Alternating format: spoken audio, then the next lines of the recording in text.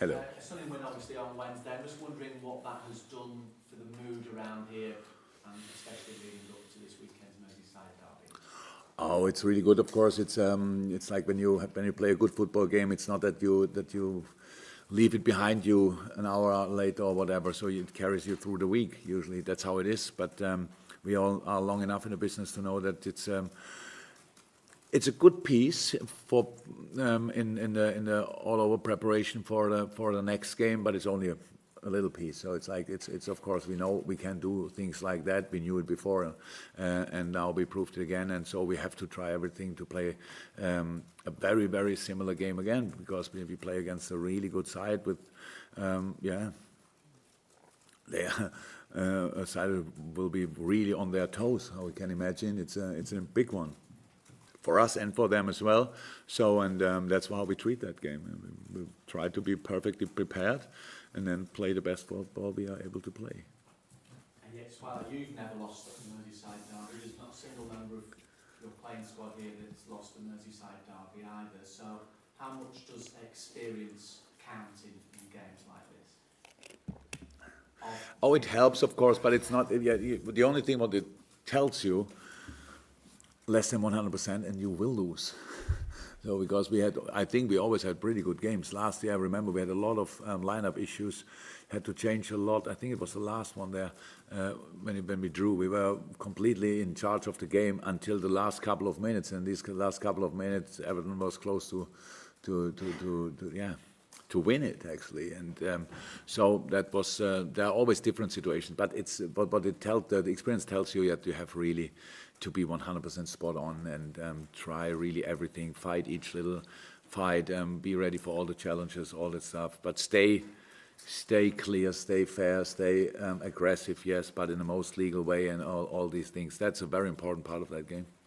And just finally, for me at least, I'm just wondering how Roberto Firmino is, and given how much Divock Origi likes scoring against Everton, and how he's done well recently, what his chances are, or maybe what he has to do to be part of your strategy. He was out there running yesterday, but we have to see how he reacts. So yeah, I will see him now in a few minutes. Then again, first time since yesterday. He is very positive, but that's Bobby's nature as well. So we have to see. I don't see any other player having. Well, okay, we have maybe 2 or 3 more of them, but will even be in contention for that game after the little problem he had. So it looks really good, but if he will be ready for tomorrow, I don't know in a second. Yeah, when we talk about hostile atmosphere, is it the kind of atmosphere that brings the best out of your players? Hopefully, it was. We football players like that, and how I experienced now, it was always, of course, the two.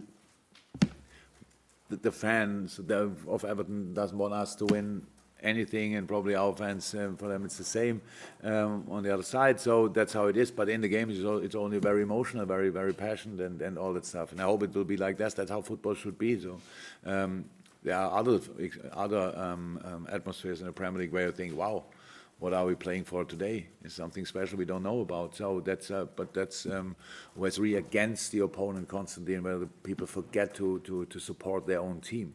That's what I never really understand in football. But at Goodison, they really support their team, and so now let's go there and yes, and use the atmosphere, of course, because it will be loud, it will be wild, it will be everything, and we have to deliver that on the pitch as well. Well, we've spoken so much as well about the threat that your front three, those opposition teams. What about your full-backs in terms of their attacking prowess as well? Andy Robertson topping the charts for goals and chances created from defence, and Trent's delivery 3 assists on Wednesday night as well. Yeah, it's important. That's modern football. If you ask a young boy what was your favorite position, I don't think a lot of boys would say, I want to be a fullback. But football changed, so that's they became much more important. That's how it is. I was a fullback myself for a decent part of my career, but it didn't look completely different to what the boys are doing. But at least I know that there are a lot of things to do. You have to be really strong defensively, but on the other hand side, because a lot of teams clear the wing for the fullbacks offensively, if you are then able to to be open-minded enough and have the football quality for that to see some people in the same shirt in the box. That helps a lot. And in that game, it was exceptional. I don't think I ever was part of a game that somebody had a hat trick and assists. I don't think so. So it was special. Did he get the match ball finally? Huh? Yes. Yeah. So he wanted it, so he got it. So that's how it is. So it was really cool. And so now let's try to do something like that again. Go to Juliet. When you talk about the experience of players that you have, you'll take it game by game in this run-in. Do you look to make changes, rotate, because of you've got this European game coming up next week? Oh, I don't think we make changes because it's not next week, it's a week after. Week after. Yeah, no problem. I would be really surprised. Oh, no problem. Move it a week. All good, all good. So we don't make a change, of course, changes because of that game. So it's a long time until then. No, we have to see. It's about the opponent. That's how we did it for this game. We made a couple of changes after the United game. It was really close. Sunday, Wednesday is pretty much the smallest break you can have between two games if it's not Christmas. So that's we try to use that. As long as the boys are really fit, or more fit than actually have to start, then we try to introduce fresh legs. We will see if we do that for tomorrow, for Sunday again. It's not, what is it, written in stone? So how do you say that? Yeah. So we have to see. I'm only thinking, or I mean, keeping this in my crazy world that I live in, but in a running that you're having, in the position you're on the table, you look at, for example, Jordan Henderson on the bench. Is it on Wednesday? Obviously, he played against Manchester United, but is it like everybody wants to be involved? How do they react to that now when you say to them, okay, I'm going to start you on the bench this time and play? They accept it. Yeah. I don't think they are happy. In this case now, it's how I know that Hendo played a lot of games this season, and then it was for a while was a little injury here, then problems there. They all had. Millie had sometimes, and all the stuff. Chini had. They all had. Nabi had, so they had their problems. But the most important thing is to how will it fit for the next opponent in the different area. That's the first thing I think about, and then if more things than one could fit, then you start thinking who maybe needs rest or whatever, who is a little bit better in this or this. So that's what you think about. But Hendo plays a really, really good season, and so I told him he looked like not happy but completely okay.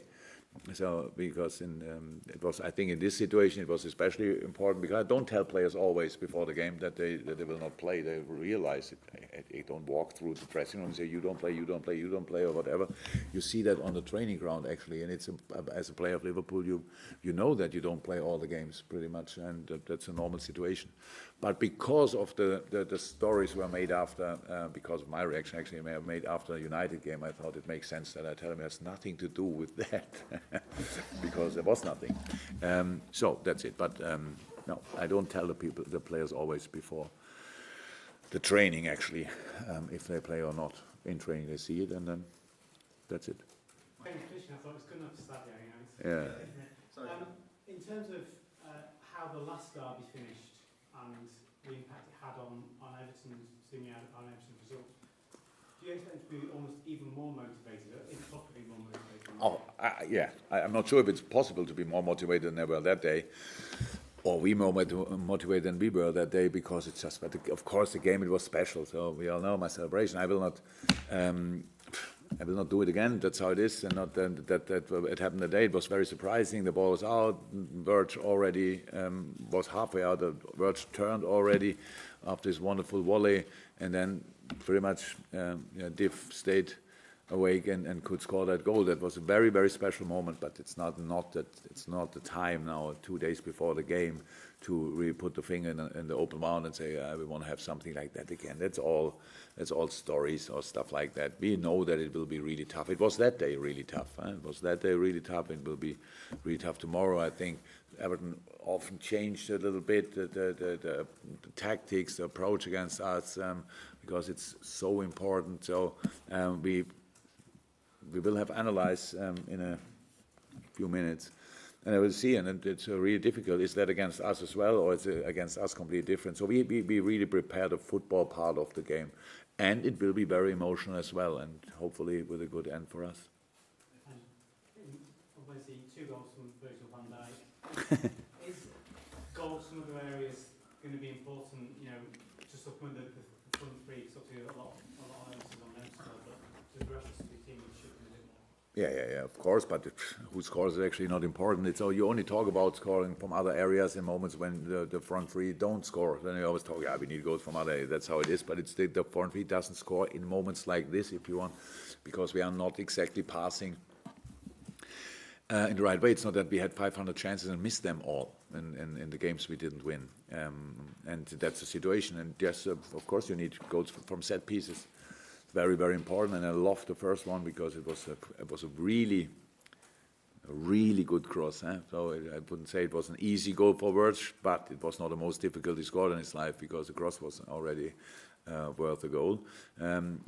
Of course, you need to be ready for in all departments. And set pieces helped us, especially in the beginning of the season, quite a lot.